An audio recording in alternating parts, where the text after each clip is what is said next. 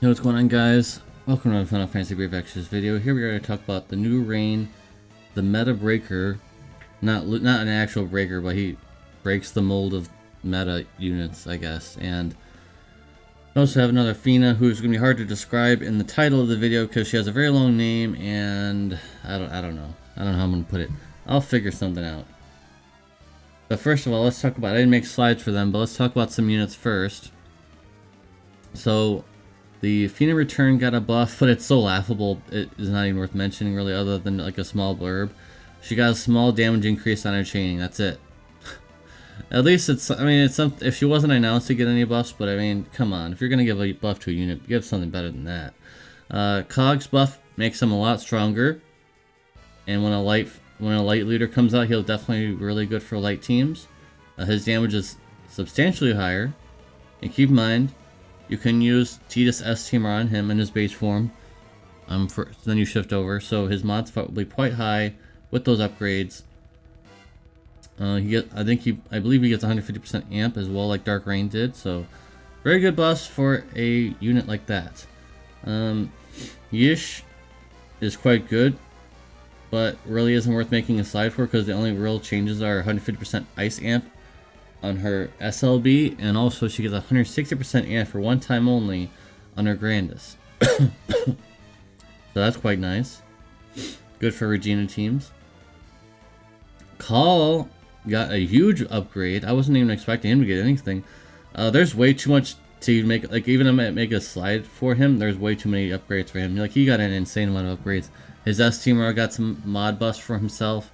A lot of it involves his Blizzaga thing, and then you can do, but his LB and slash SLB actually got quite a few upgrades as well, so quite nice for a Call to get those. I know in Global he was kind of like at the point, because I think he came too late, because on JP when he came out he was actually very good, and then he got Powercraft, but maybe they'll make him a lot better now. I haven't looked at his numbers, but I think they'll be pretty high. He got a huge amount of mod buffs, so look out for him if his buffs even come to Global. I don't know. And I think there were some others, like DeBell got something. I don't think it really matters. I mean, he needs crowns. And there was someone else, but I've kind of forgotten. But there was quite a few, but I don't think they're really worth mentioning. Now on to Scarlet Flame Rain himself, and I want to mention very quickly. Part of this event, there is another one-handed sword that he really wants to have. It's a little bit lower attack than his S-Teamer, but it gives him another 500 flat attack. So this is a very similar situation to the not S-Teamer, the Murasame, I don't know how to say it. Sephiroth's Katana, that was event only. This is very similar to that, so if you need to get that, if you're playing the JV version, get that right now, so you're not delaying it.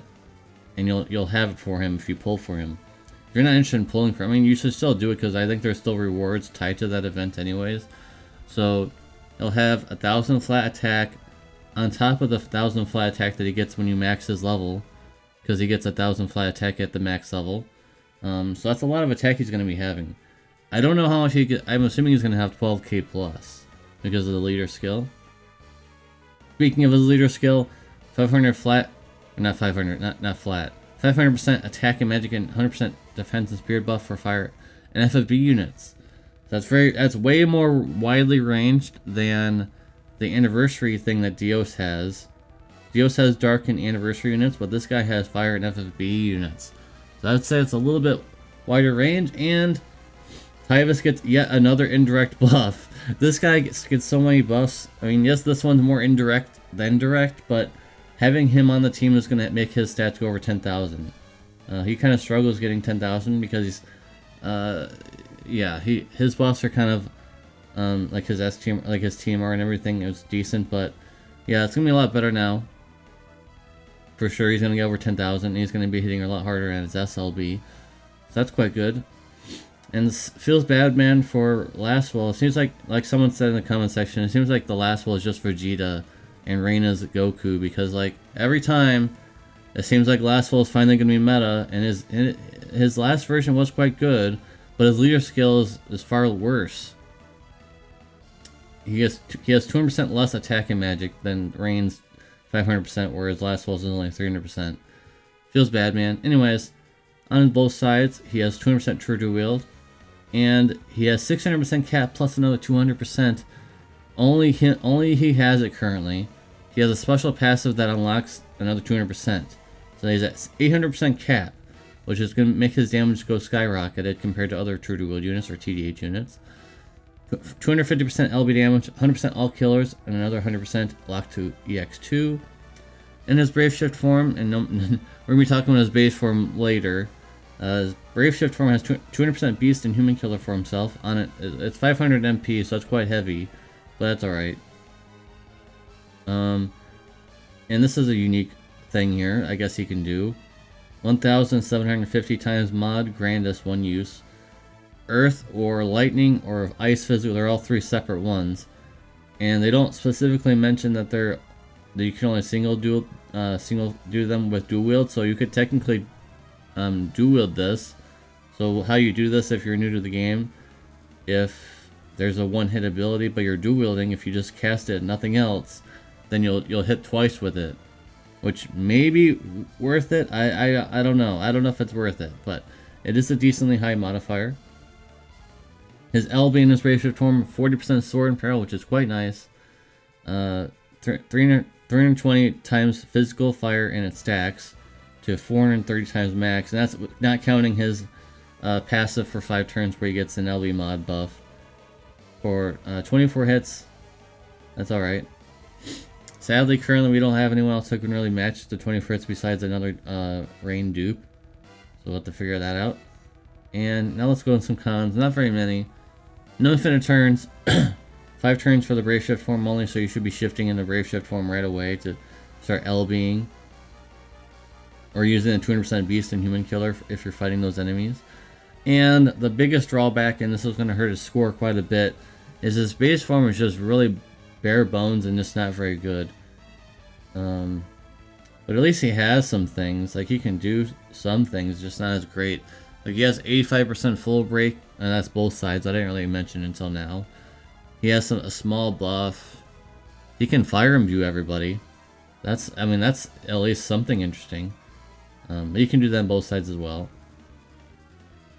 And I think that's it. So let's go ahead and reveal the score here, because I know he's going to be a high damage dealer. So I'm giving him 9 out of 10 because I think he's going to be definitely a hugely strong damage dealer. I think only with another one.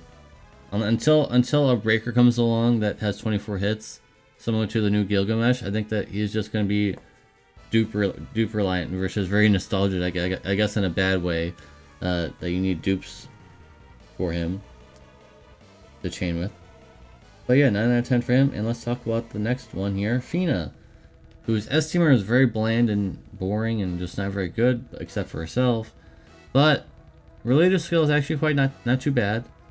Unfortunately, it's a little more restrictive than Rain's. It's 300% to all stats, which is actually pretty good.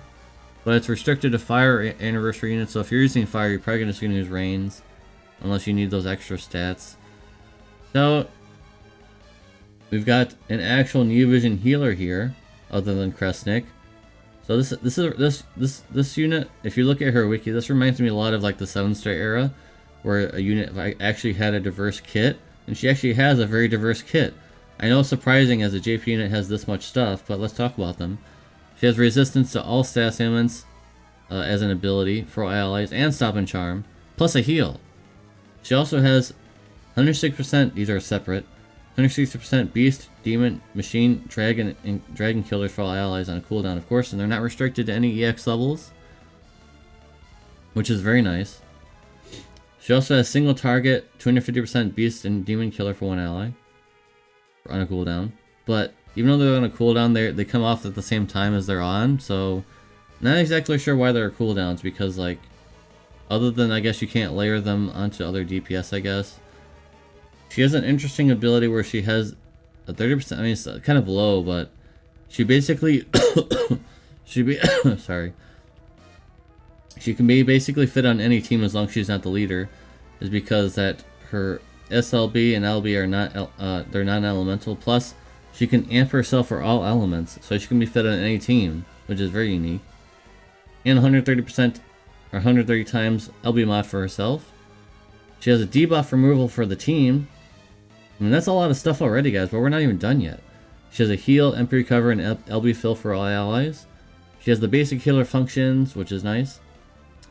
And she has a heal and status ailment cure. So normally how these healer things work is that usually they have like a heal, or I mean like they have a resistance to it, just status ailments, or they have a cure to it, but they usually don't have both.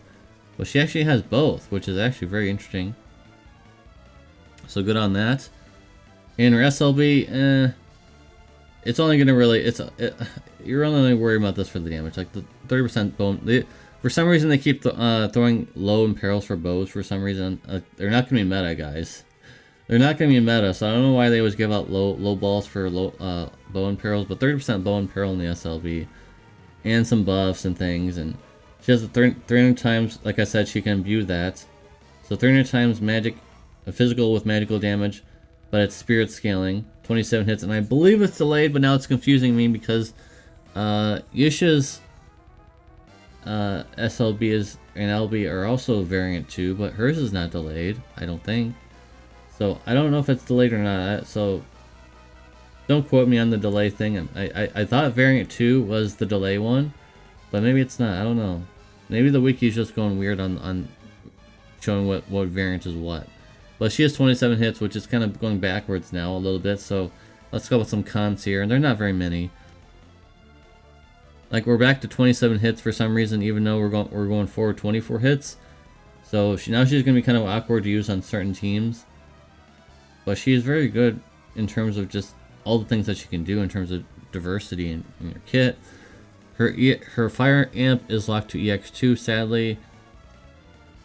And this is kind of a nitpick. It's not that big of a deal. I mean, she's not going to be a huge damage dealer. She's just okay at being a damage dealer. So let's go ahead and reveal the score here for the new Fina. 8.7. I can't give her a 9, but I can't give her 8.5. I can't go that low. I think that she's very diverse. I think it's actually kind of a breath of fresh air for a unit like this to come out on the JP version, where usually they're bare bones and like have barely any moves. But surprisingly, she has a lot of moves. Like, this seriously reminds me of like the 7th Sarah, which is a good thing. So 8.7 out of 10. She's very good. I wish I could pull for her, but I have very little lapis. So I think I can only pull for Rain. So I'll be pulling for Rain very soon, guys. Make sure you tune into that video just to see if I'm still lucky or not so lucky. We'll see. Alright, guys. Let me know in the comment section down below if you agree with my scores or disagree with them, or what do you guys think about these units and all the other unit buffs and things like that. And I'll see you guys in the next video and in the comment section down below. Hopefully I'll see you there. Peace.